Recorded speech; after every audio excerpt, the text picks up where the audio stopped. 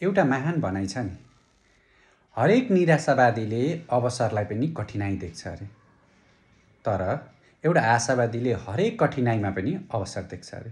हो, ठ्याक्कै हाम्रो जीवनमा धेरैकोमा यसले मेल खान्छ। मुलुकै सन्दर्भका कुराहरू गर्ने भने पनि अहिले निराशा चाहिँ धेरै व्यक्तिहरूमा देखिन्छ के। आशाको किरण भन्ने नै अहिले त अब हराएर गइसकेको छ। हामी हरेक कठिनाइमा पनि अवसर देख्ने र हरेक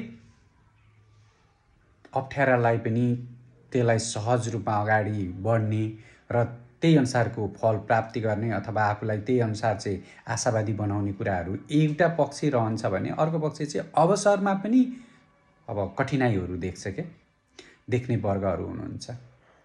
तसर्थ हामी यो आशावादी हुने क्रम चाहिँ अहिले एकदम न्यून भइरहेछ।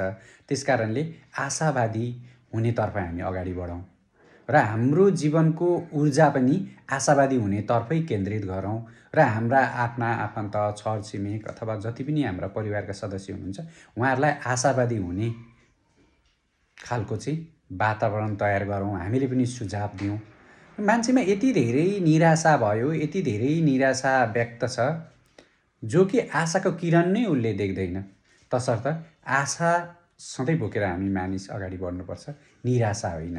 लक्ष्य प्राप्तिका लागि आशा हाम्रो सबैभन्दा एउटा दह्रो माध्यम हो। निराशाले त मान्छेलाई चाहिँ यो क्षणमा पुर्याउँछ कि उसले केही देख्दैन यो संसारमा। तसर्थ निराशा होइन, आशालाई प्रशय गरौँ र त्यही अनुसारको वातावरण बनाऊ। आफू मात्रै होइन, साथीभाइ सर्कल सबैलाई आशा जगाउनेतर्फ हामी केन्द्रित हौँ। हस्त, धन्यवाद।